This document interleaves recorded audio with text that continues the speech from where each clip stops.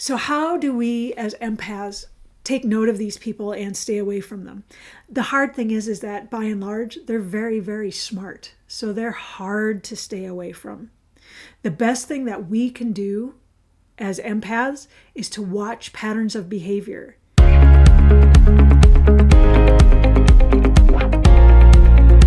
Hi, and welcome back. So let's dig a little deeper into the Dark Triad. We've actually glossed over this a couple times, but this is something that's worth understanding a little more, if nothing else, just to understand how to protect yourself and kind of stay away from them. Because unfortunately, for those of us with empathy, we tend to want to give everyone the benefit of the doubt. But these people with no empathy actually really don't understand us at all. So let's start with some basic definitions. Probably the one that's the most popular is psychopathy, psychopaths, and sociopaths. And they are different. So sociopaths, they kind of get the empathy beaten out of them by life at a very young age. Think of kids that are brought up in war zones or with a lot of gang activity or horrible family abuse or that kind of thing.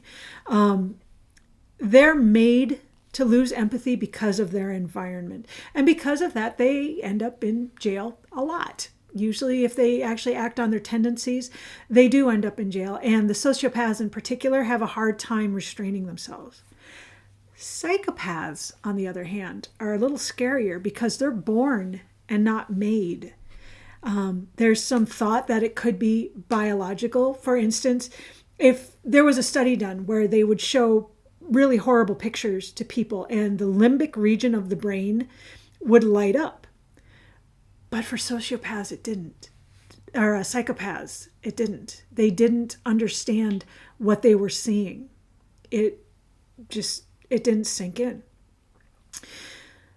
These people, as well as the other people in the Dark Triad, can use what's called dark empathy. And what that is cognitive empathy, which is to say they logically understand what it is.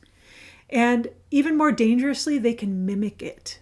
So they can make you believe that it's empathy, but usually only for short term. Usually they're not able to do it for very long.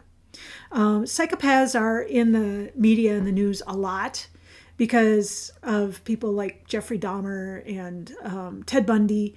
The word actually gets thrown around a lot, but an actual definition of a psychopath goes a little bit deeper than just calling someone the name. You actually can't diagnose somebody with these things. None of them are diagnoses because really what it is, it's a maladaptive personality trait, which means that the only way to actually be diagnosed is for it to be causing the person that has it discomfort, so that they end up getting diagnosed through the DSM-5, the Diagnostic Statistical Manual of Mental Illness. These people don't see it as an illness. They actually don't have a problem with how they are. It doesn't bother them that other people get hurt. So you can't diagnose them. And if they are diagnosable, usually it's when they're forced to, like in a prison situation. So understand that I'm not diagnosing anyone. I'm just laying out what the rules are. Narcissists, they come from a family background, usually a pretty harsh one, where they undergo a lot of shame that they're going to be found out as not being what they've portrayed themselves to be. And there's actually 8 different kinds of narcissists, which I won't get into right now. If you want to know more about it, check out Dr. Ramani Durvasula on YouTube. She's amazing, and she is all things narcissism.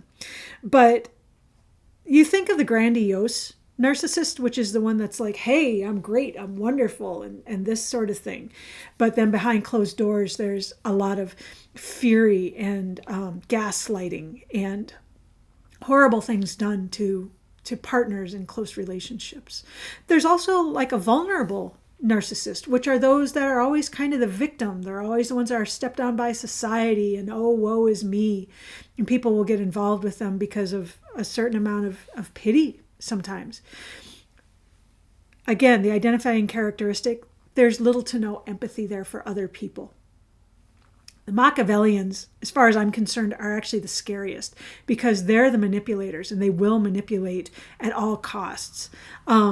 There's a book called Gulling the Rubes about Machiavellians, and it says that they're the one Dark Triad that you can actually identify by their behavior, because their behavior is to manipulate and use. These aren't going to be the ones that are on stage that are getting all of the attention. These are going to be the ones behind the scenes pulling the strings. These aren't going to be the politicians. These are going to be the lobbyists and the people that put the politicians up. So they're dangerous because they are a little more in the dark. There are also those that think that the Dark Triad should become a Dark Tetrad with the addition of sadism. And when I say sadism, I'm not talking about how we sometimes use it in the sense of a sexual proclivity. I'm talking about people that hurt people non-consensually because they enjoy it. And they do a lot of damage. The key word there is the non-consensual and the absolute lack of empathy. So how do we as empaths take note of these people and stay away from them? The hard thing is that by and large, they're very, very smart. So they're hard to stay away from. The best thing that we can do as empaths is to watch patterns of behavior and to understand if our instinct is saying something just isn't right here. It's kind of like thinking about poisonous animals in the wild, right? A lot of them are very brightly colored, so we can look at that and say, no, I'm not touching that. That animal does not have to poison us for us to be able to look at it and go, something's not right here. It's the same with these Dark Triad personalities. And understand as well that as we're looking at these personalities, it isn't like an all or nothing kind of thing. People exist on a spectrum. So there are people that will show some traits and not others. There are people that will show these traits, but to a lesser degree. And we just need to be aware.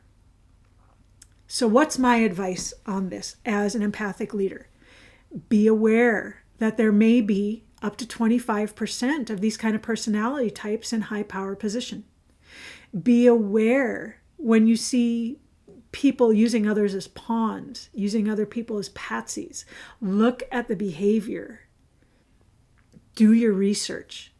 Is this person actually who they say they are? This is precisely why things like background checks exist. These people aren't necessarily going to be honest. They're the ones that will make up work histories and degrees and dissertations, things like that. The best thing that you can do as a leader and as a person is to keep a cool head and a warm heart. Don't hide your empathy because of them, but just be aware.